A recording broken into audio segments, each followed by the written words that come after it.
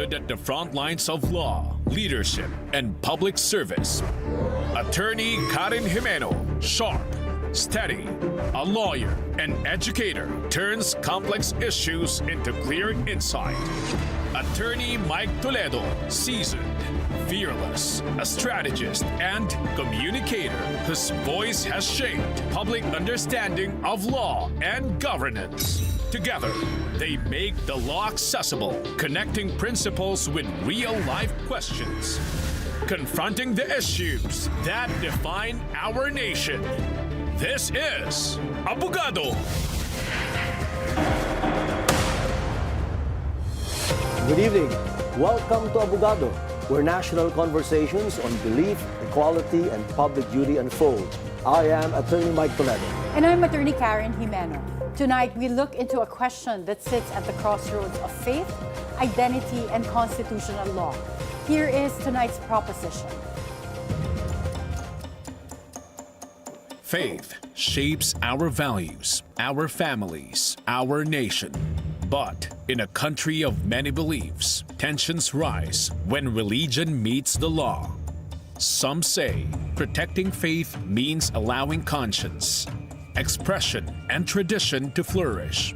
Others argue that equality must come first, that discrimination cannot hide behind belief. In schools, workplaces, and government spaces, where should faith end and public duty begin? How do we protect minority religions while keeping security measures fair? Can institutions uphold doctrine while honoring civil rights? As we balance freedom and equality, devotion and constitutional duty, we confront a question that defines identity and democracy in the Philippines. Should the Philippines recalibrate its laws and policies on religious freedom to better balance faith, equality, and secular governance?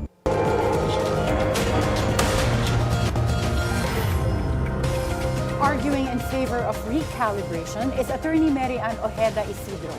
She is a seasoned attorney with more than 25 years of experience in government service, private practice, academia, and international legal work.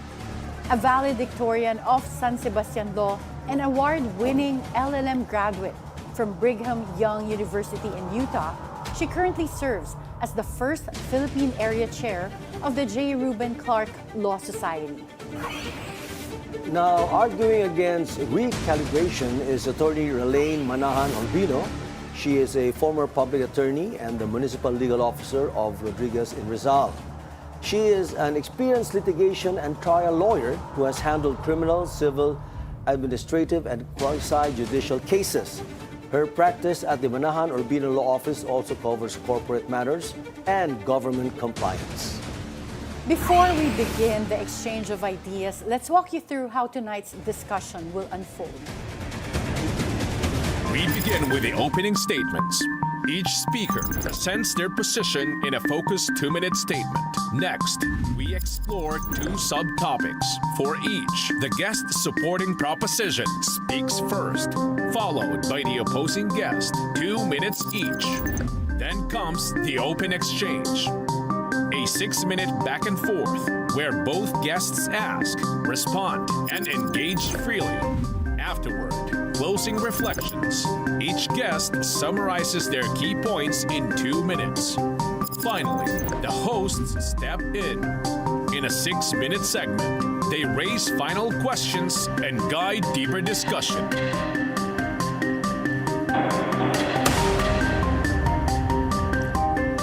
And now we begin with your opening statements. The question: should the Philippines recalibrate its laws and policies on religious freedom to better balance faith, equality, and secular governance? Attorney Marianne, your opening statement, please. Yes, so thank you very much, Mike and Karen. Let's first define what is religious freedom. So religious freedom is the first freedom, or it's a fundamental individual right or human right in which it ensures that individual has the right to choose, hold, express,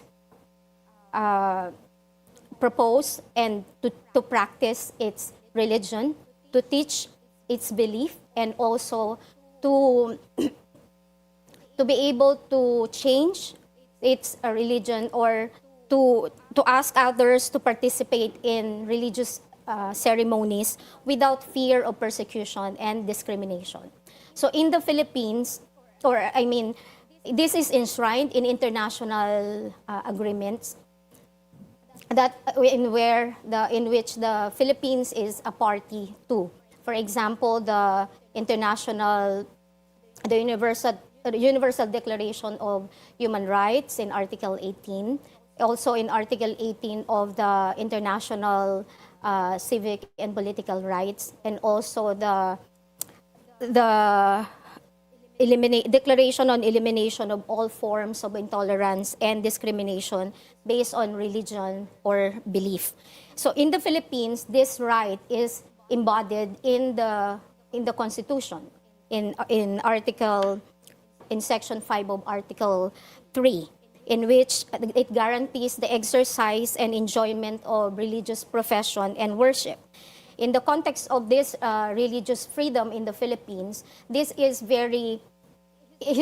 historically influenced by the changing, the revisions or practices historically in the United States, because we adopt the Bill of Rights. Yeah. Thank you, in Attorney our Marian. Constitution. You'll have an opportunity to further elaborate your arguments in the subtopics. Okay. Thank you so much.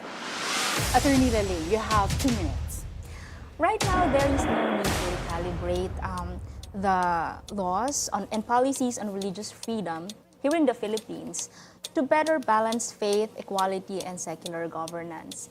The fundamental law that we have that promotes religious freedom, as mentioned by Attorney Marian, is already enshrined by no less than the 1986 Constitution. That is in Article 3 of Section 5 of the Bill of Rights.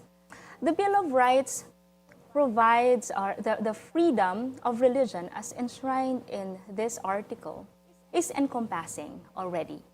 It gives a general, it already provide the general safeguards that would protect religious freedom and the balance of faith, equality, and secular governance in the Philippines. And actually, there are already a lot of laws that had been passed that promotes these principles. And the freedom of religion, the pillars of the freedom of religion are freedom of thought, freedom of belief, and freedom of religion, and these are very private rights. So it is very impossible to encapsulate all the scenarios that would cover this private aspect of a person's belief. That is why the general safeguards are enough as of this moment. Because if we add more laws to it, we will already be risking violating this beautiful principle of non-establishment of religion. We can address the problems and the issues later on a case-to-case basis. But right now, there is really no need to recalibrate. Okay. Well, our Constitution protects religious freedom and the separation of church and state. Yet these principles are often tested. How far should government neutrality go? And are our safeguards enough for all faith communities? Attorney Marian, your perspective. So as I've been saying a while ago, that the safeguards are not yet enough because you have a constitution that was adopted long time ago when there was only one particular religion in mind. And this has changed. So the Philippines, while predominantly still Catholic, has changed to so many different kinds of religions. So, and even the indigenous religions have surfaced and they have expressed their belief. And so when we say recalibrate, it's up to standard. So there is nothing as fixed as other than change.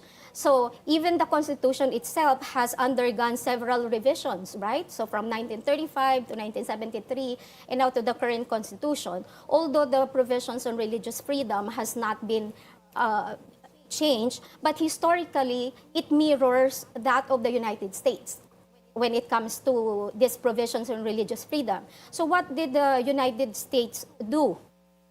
Even though it is already, there is a core principle on religious freedom in its constitution, it still passed the RFRA, the Religious Freedom Restoration Act in 1993. And then in 2000, it passed the RLUIPA, or the Religious Land Use and Institutionalized Persons Act, meaning their constitution is not enough to really protect and safeguard religious freedom. So this is what our Congress has tried many times in passing the Magna Carta on Religious Freedom Act, which I think the Philippines is very ready. Why? Because during that time, it passed 156 in favor, only 1 against, and 3 abstentions.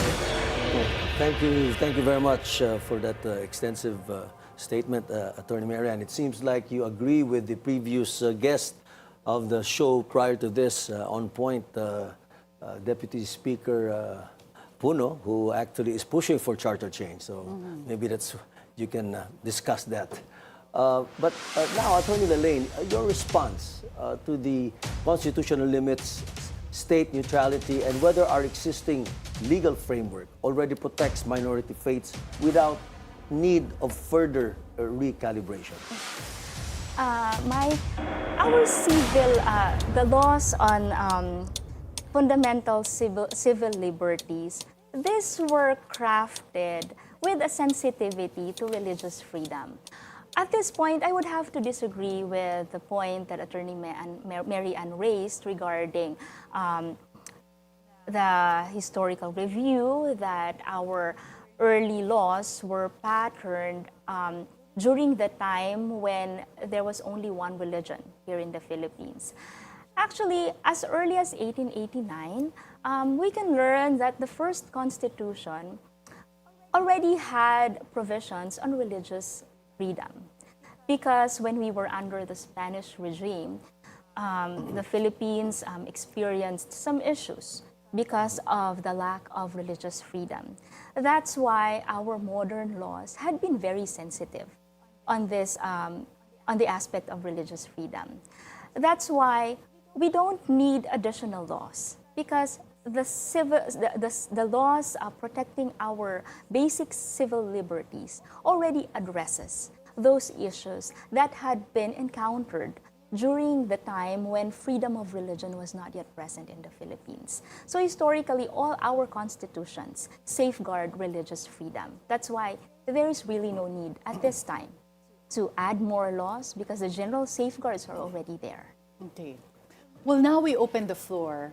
Attorneys, you may respond, rebut, or clarify. We have 6 minutes for open exchange. Who wants to go first? Ako actually part, marami akong tanong eh. Excited ako sa part na to, yung open exchange. I'll just let you start, but I have a lot of questions. Yeah, okay, so I will start. Religion is essentially conviction. And when you say it is conviction, it calls for reason.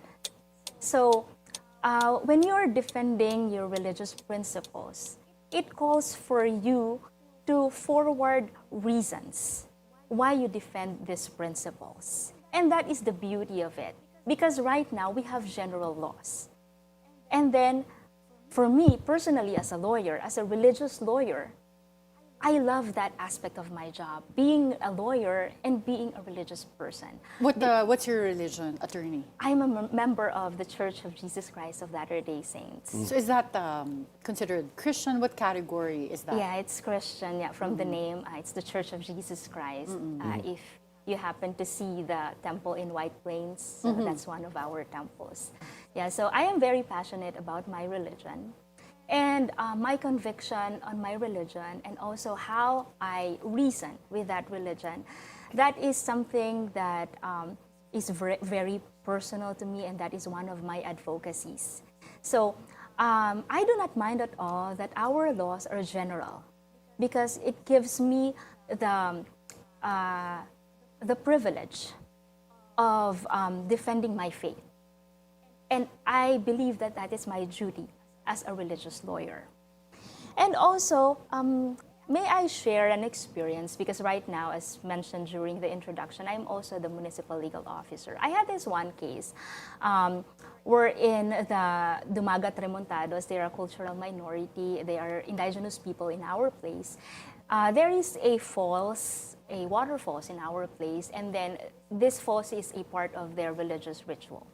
So it happened that more people are moving into that place, and they were driven out of that area.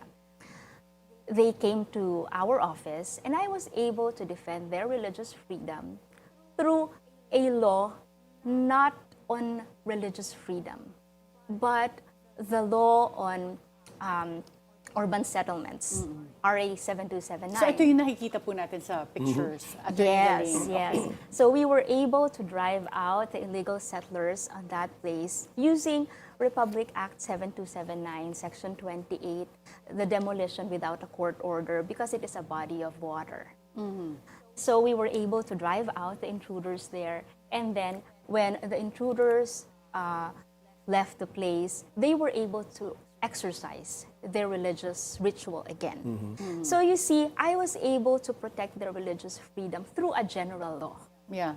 But then I guess that's where baka si Attorney Mary Ann has a point where we need to recalibrate, because in this case, you had to use a different type of law when what was at issue was their right to practice their religion, and it related to a body of water, but swerte na lang tayo, it was a body of water. So you were able to use a general law to assert that religious freedom that they had. But it goes to the other side then, where sometimes it can be used as a defense for prosecution. Like even in the United States, there have been cases where adults are married to minors or would have multiple wives. Because their religion allows it. And that's the defense that they raise, their right to practice, their religious freedom. So Attorney Mary Ann, to what extent would you want this recalibration of freedom of religion?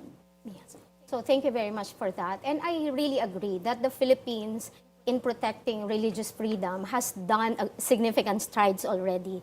In fact, the Freedom House has scored 4 out of 4 for the Philippines on religious freedom, meaning it is recognized in the Constitution and in practice at the same time. However, the law did not explain or the extent of nuances of this particular law, how the religious freedom would be applied to a particular setting, for example. Like, it is not clear. In my case, I'm very passionate with institutionalized persons or those in prisons. We don't have, or there is no case that is filed for like not being able to practice religious freedom in prison, because they don't know that it is part of their right. So it's a constitutional right, you're saying. So dapat may facility yung mga prisons to allow them to practice their religion. Yes, because the Philippines is like 200,000 PDLs of different religions. But it is the highest in Asia already. And there is no distinct recognition of religious freedom in that setting. Attorney Mary Ann, in your opinion, dapat merong facilities for a chapel, a mosque, or hindi ba mahirap yun kung sari-saring religion nga, and then you'd have to request the state to provide for all of these facilities? What is your vision of providing that type of religious freedom and exercise of religion inside prison systems? Yeah, for example, they recognize the religious freedom of the Catholics. They broadcast the Mass because this is their right to have Masses inside the prison, right? But for the Muslim, they did not recognize that they need a mat in order to a separate, to be able to worship. Yeah, let me come in because we're running just a few seconds left now on that point, Attorney Mary Ann, because wouldn't you also agree that the Supreme Court in several cases already decided with the Supreme Court And as you know, a court decision is part of the law of the land. Like for example, in the case of a Jehovah's Witness, he was not compelled to salute the flag because of his religious belief. The passage of the reproductive health bill, majority of that bill was passed despite the strong objection of the Catholic Church. Therefore, the Supreme Court or the state balanced then the need to respect religious beliefs, but at the same time also respect and recognize the state's obligation to provide health care services or better services for its people. So don't you think, as it is now, with the Constitution, the Bill of Rights, and also the Constitution clearly stating the separation of church and state, hindi ba ito sapat na hindi na natin kailangan mag-recalibrate pa? Kasi nandiyan eh. Klarong-klaro naman yung batas. Nandun yung batas, nandun naman yung mga desisyon ng Korte Suprema. Yes, but thank you, Attorney Mike. But if you read the decision of the Supreme Court, what do they use as jurisprudence? U.S. jurisprudence.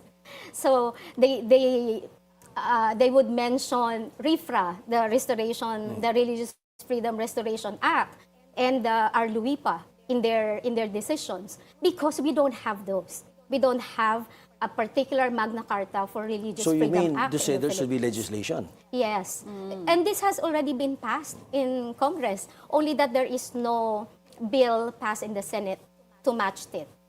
Okay, so ibig sabihin, wala pang napasang batas. Yes, It's still just a bill. that's approved in Congress but not in the upper chamber. That's correct, that's Okay. correct. Okay. Now, let's see how these issues, ladies, I'm surrounded by beautiful women. What a lucky night tonight. Let's now see how these issues unfold in real life. Diba? How should we address tensions between religious conviction and equality laws? Should conscience exemptions be allowed? Or should public duty prevail? I think let's start with you again, Attorney Manahan. You will start kasi ikaw yung for recalibration. Yeah. Yes. So, for me, recalibration means only to make it up to standards. So what is our current standards right now? We have the international law to match that up. And right now, there are laws in the U.S. that we can mirror because this is what we did for our Constitution in the first place. So why now? Why make an exception right now? And to me, in order to change or to check if the paradigms are still applicable. So, and if these paradigms are no longer applicable, then we can create safeguards and in other laws. And I think if we the one that was passed in the Congress, if we just put in some more context into applying religious freedom in different settings, like in the institutionalized persons, in the hospitals, in the indigenous minorities and all that, then I think we really need this in order to use this particular legislation as the basis for any violations of religious freedom. We don't have to look for other laws that might be related because there is already something that is for religious freedom. Okay. Thank you so much, Attorney Mary Ann. Where should we draw the line between faith-based claims, equality rights, and policy-informed enforcement? Attorney Lalaine. For me, Attorney Karen, the measure is always fundamental civil rights. Kanina, Attorney Mike mentioned about the case decided by the Supreme Court, yung sa Jehovah's Witness. Kung mapapansin natin, no, these cases, they seek for exemptions. Diba? So, for me, right now, the safeguards are enough. What we have to do is to promote dialogue. Platforms. Kasi when we talk about religion, exemptions, sobrang dami niyan. Baka hindi tayo matapos niyan. So what we have to do really is to utilize what we have right now and to promote dialogue, to promote conversations, to promote hearing from people who may be different in religion. Like always being interested indifferences when it comes to religion. So that for me should be enough. Promoting platform, promoting dialogue. Okay, and now we go to the favorite part of this program, partner, di ba? We have another 6 more minutes of robust open exchange. So please explore the social, legal, and practical consequences of your positions. Who wants to start first this time? Ako may question ako. So if you want, I can start. Please, So partner. I guess because By we're all talking means. about where should we draw the line between respecting religion and enforcement. And nangyari na rin to dati when we have had people who enter into polygamous marriages, bigamy. It's a crime in the Philippines pagka kinasal ka for the second time na meron ka pang existing marriage, but others have raised the defense that they follow the Muslim religion.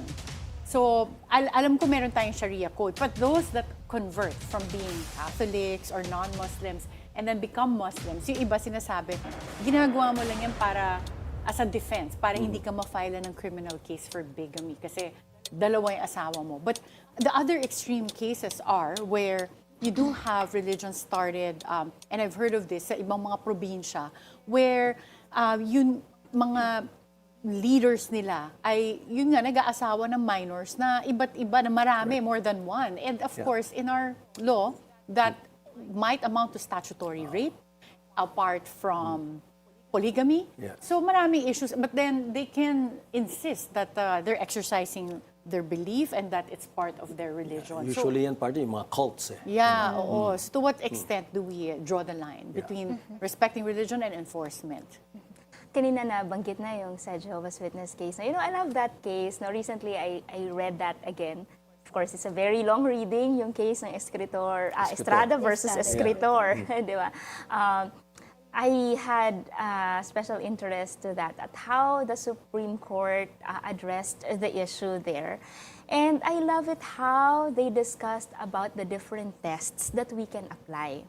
Kasi nga, religion is so broad. No, religious beliefs can come from one extreme to the other extreme. And the Supreme Court, in the case of Estrada versus Escritor, they discussed tests like accommodation test and then a compelling state interest test. So these are very interesting principles na I guess hindi lang para sa ating mga lawyers. No? This can be guiding principles as to how we weigh the exercise of religion. And the layman can also learn from this on how we respond to issues on religion. So it does not have to be a hard and fast rule when we draw the line on these religious liberties and how we exercise faith, because we can explore these tests. And these tests are not rigid. That's the beauty of it. No? So pwede siya maging subjective depending on where that case is pending. Correct, partner. Parang gano'n na nangyayari yung sa sinabi sa Supreme Court. They even use the term benevolent neutrality accommodation doctrine. No? Ano yung at issue with this case ng Jehovah's Witness? Yung sa Jehovah naman, yung pagsalute. They're not supposed to salute the Philippine flag. And that is the Estribagal case, I think. Yes, In the Estrada versus Escritor case, the facts were a bit different. Yes. But in essence, what the Supreme Court said there, that it allows certain exceptions if because of religious beliefs, if it does not in any way really damage the laws of the state. If it does not really impinge on the laws of the state, so they allow a certain leeway, parang benevolence nga daw, no? The benevolent accommodation. Kaya tama ka din, partner, no? To a certain extent, there is really a space of subjectivity which may perhaps really require a piece of legislation to lessen that subjectivity. That is your position, di ba? Because at present, the nuances, the application may to mga the nuances. Kaya maganda nga, certain maraming context. exception, maganda yun, partner, pero it leaves, I guess, depending on the composition of the court, di ba? Alam mo naman eh, even in the United States, Roe versus Wade, whoever thought, eventually it was overturned. Kasi arguably, kay Attorney Mary Ann, yung sinasabi mo na predominantly we were Catholics or we had that Catholic religion when we had the Constitution under the Spanish period, but then it seems to have trickled down to all the way up to the 1987 Constitution. And to me, ang mga pwede mo i-cite na laws that are very tied to the Catholic religion would be our laws on annulment, where we Yes. had a very interesting discussion with Kuya Mark, Attorney Mark before. Yeah. But meaning, yung na ayaw mong payagan na magka-divorce because you view marriage as an inviolable contract, which usually is based in the Catholic faith religion, whereas for Muslims, pwede nga silang mag-divorce by just saying, I divorce you, I divorce you, I divorce you 3 times. And it's in our Sharia code, diba? So, to impose that to, let's say, agnostics, atheists in society, yun ba yung sinasabi mo? Because even, perhaps, our laws against abortion, arguably, some would say that is more faith-based. So, Attorney Mary Ann, what's your position on that? Yeah, so my position is that the Philippine Supreme Court broadly applies religious freedom to all these cases, right? So what the Supreme Court is saying is that for those that are innate, meaning it's still subjective, it's still in your mind, the right to believe, it's universal, it's protected at all cost, right? But when the manifestation of that religious belief is out there, it has to end when the law begins, when it violates a certain law. Pagbalik natin part ng tatanong ko, but what if the law is, like you said, crafted in accordance with a certain religious view? But we're taking a short break for now. Up next, final thoughts from our guests as they make their last case. You're watching Abogado.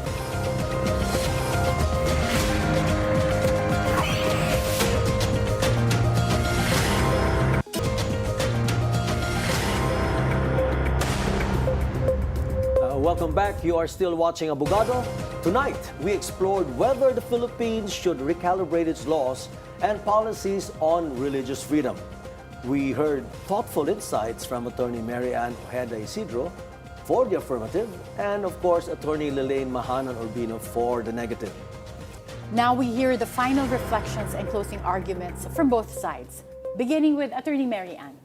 Yeah, so recalibration is changing to rectify something or just to increase its correctiveness or its measures in safeguarding something.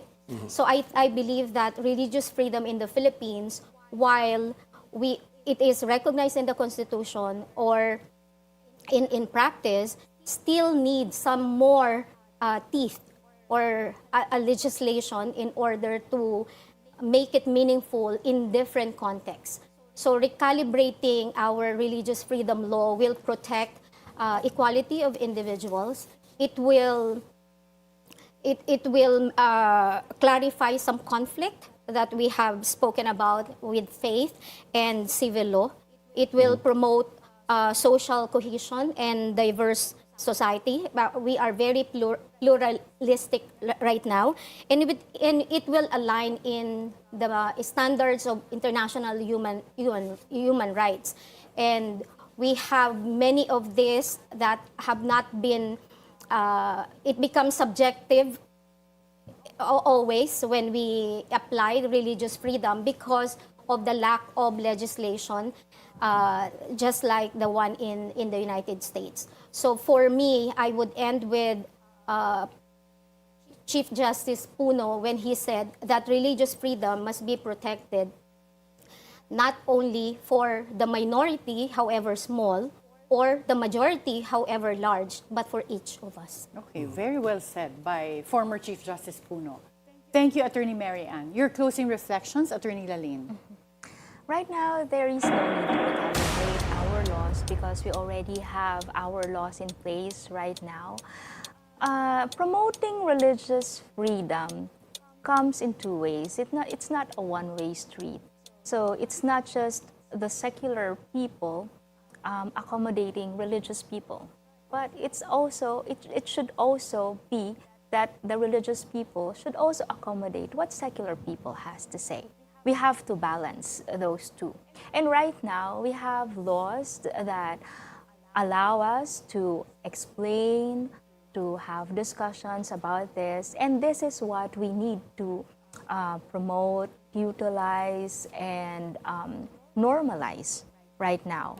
Because religion, like what I said, is conviction. And having the opportunity to explain your faith, it's a privilege. This opportunity of explaining your faith, this also promotes understanding. In contrast, when there is a law that would specifically address religious issues, then there would be no whys. There would be no discussions. Discussions about religion is important. That's why, for me, there's no need to recalibrate the laws that we have. Well, Attorney Mike and I will ask our final questions. I'll start with asking what I asked before kanina tayo mag-break. That what do we do if, for example, because Attorney Mary Ann mentioned respecting religious freedom ends where the law begins. So what if our laws are crafted with a view to a certain type of religion, meaning it's influenced by certain types of religious views? And I already give that example. For example, yung controversial nga sa atin yung annulment, that a lot of people argue that the way we crafted our annulment laws are with the influence of the Catholic religion. So, pag yun ba, would you say recalibrating our religious freedom should also include recalibrating certain laws where it might go against yung mga others that have a different type of religion or even walang religion like atheists or agnostics? Yeah, for me, more on recalibration for me is just having a legislation so that there is just one measure to look into when the question of religious freedom is in issue. Of course, when we speak of the other parameters or essential requisites of marriage and how it has to end, so we have a civil law that would take care of that. So that is my recalibration or meaning for me. It's not to change what we now have, but to have a supplemental law that would ensure that it's really codified. You codify all the laws instead of just getting from different civil laws to put in and tap on U.S. laws in order to make a jurisprudence. So it's more on, if we have a legislation, then our Supreme Court, the rules in the Supreme Court or the definition or their interpretation would be in just one particular legislation, which is, right now, it's the Magna Carta on Religious Freedom Act. But kasi, Attorney Lalaine, sorry partner, para lang matapos ko itong point na to. Kung isang type of law rin that doesn't allow, yung absence of a law naman, are laws that don't allow same-sex marriages. Others argue saying that because yung law natin very clear, it's a marriage between a man and a woman. Paano kung ang argument is, well, our religion doesn't really restrict us from marrying our own same-sex marriage or, with LGBTQ+. So with that, my opinion is that, like what I said earlier, we can measure it up to religious liberty. So we can look to religious liberty because, like what I said, when we first had our constitution, we had sensitivity to religion. And that's how we came up with our constitution. And it's just like a cycle, Attorney Karen. No? So we craft laws with sensitivity of religious freedom, and then we come up with our civil laws. And then those civil laws, we have discussion about religious freedom, and then that's why our laws are evolving, diba? So with that, no, we need to balance the civil liberty rights with the religious freedom.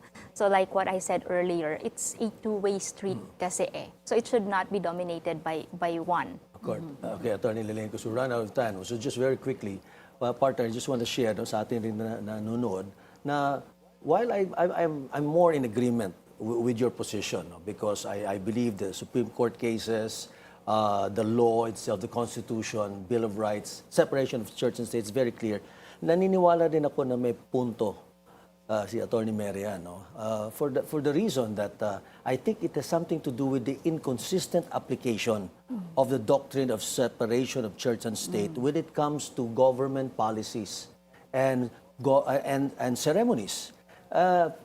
Pag pinag-alaran natin yan, you'll see na there's a plethora of inconsistency. Kaya nga rin siguro, baka talagang kailangan na siguro amendahan na rin ang ating saligang batas or palakasan ang existing statutes, no? Because while I'm on this side, partner, naniniwala ko, pag pinag-aralan mo talaga yung nangyayari, nagkakaroon ng maraming inconsistency in terms of the application or the application of the doctrine of the separation of church and state. Very well said, partner. Naalala ko tuloy kasi karamihan din ng minsan government official functions magsa-start ng prayer. Correct. Na it's a Catholic-based prayer. Yes. Pero paano nga Even in ibang court. religions, no? But thank you so much for ending that way. Yes, Okay, we thank Attorney Mary Ann Ojeda-Isidro and Attorney Lalaine Manahan-Urbino for lending their insights to a discussion that sits at the crossroads of faith, rights, and governance. Tonight reminded us that religious freedom is not only a constitutional promise, it is a live or lived reality that requires balance, respect, and an understanding of the diverse communities that make up our nation. This is the mission of Abogado, to examine complex questions, encourage open dialogue, and help our viewers see the law as both principle and practice. This is Abogado. Good night.